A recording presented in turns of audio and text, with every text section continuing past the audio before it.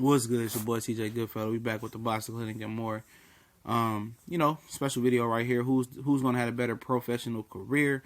Daniel Dubois, the Dynamite heavyweight champion, working with Frank Warren, or Anthony Yarde, the Dynamite, beastie light heavyweight. Both with Frank Warren. He has two excellent prospects right here. Daniel Dubois is supposed to go to the 2020 Olympics, I think over in Japan, whatever it was. Elected to sign a professional deal. Anthony Yarde doesn't have much of an amateur background from what I understand. And, both of them, excellent fighters, man. Can't take nothing away from them. Daniel Dubois is a guy who dog walked Anthony Joshua in the gym. Got a lot of power. Got a long way to go, though. He got a, he got some good athletic ability, but you could tell the groundwork is laid. He just got to continue to work and get better and kind of work on not being upright as stiff as he is. Anthony Yarde seems to have the athletic ability, the flexibility. He got a lot of athletic gifts. He got power, speed. He got everything but the experience of seeing different styles and experience of, just being there with tough top opposition or just tough competition. They need to put him in there with some tough journeymen, some tough mid-grade fighters, and move him along longly. If they put him in the championship fight too early versus any of the champions at 175 at the moment, it might be too much for him to handle because he hasn't really been challenged. Both of these guys' challenges is, they can dish it out, but when somebody dish it out on them, can they take it and dish it back out? And that remains to be seen. I know Yarde hasn't had that experience and that background. And that could become an issue for him in the near future if he's not moved correctly. They have to get him against tough guys that can get him rounds, that can hit him and test his chin and test his pain threshold to the body and see if he can handle it and work from there.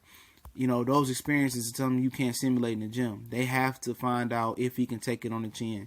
Because if he finds out in a real fight versus a real opponent like Kovalev, Bivol, Barrera, Adonis Stevenson, Badou Jack, and he can't take it on the chin, they're in no survival mode. I'm pretty sure he ain't been experienced enough to know how to hold and what to do in those situations because he hasn't been there before. You can practice him all you want in the gym, and you can say, oh, he could take the best shots in the gym.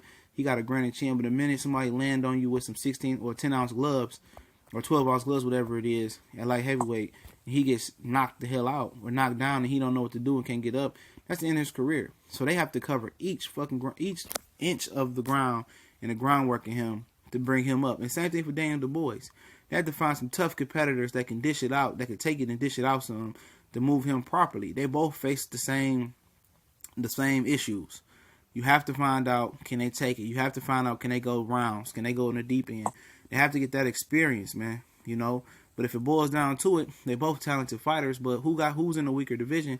Obviously, the heavyweight division is weak. It's top heavyweight. Wilder, Joshua, Ortiz, Povetkin, Joseph Parker, and that's pretty much it. Then you got your second tier. You got Molina, Brazil, Martin, Dylan White, Hammer, etc.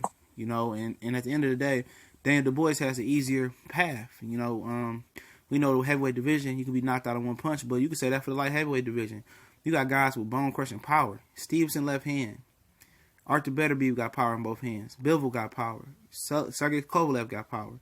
Andre Ward could potentially pop back up. With so many possibilities for, light heavyweight. It's a very deep division. And a lot of guys can punch and fight.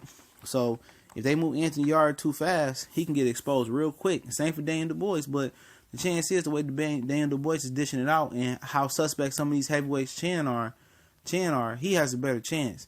He can just potentially fight a couple guys and get put in place to fight, Anthony Joshua. I think they both like 2 years away from really challenging for a world title fight and being moved correctly.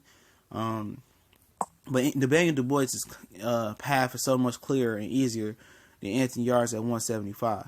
But Anthony Yarde seems to have the better athletic ability right now. He seems to have the better understanding of, fighting, because Daniel Dubois, he's a very good fighter, but he only got 6 fights. So he's going to continue to get better.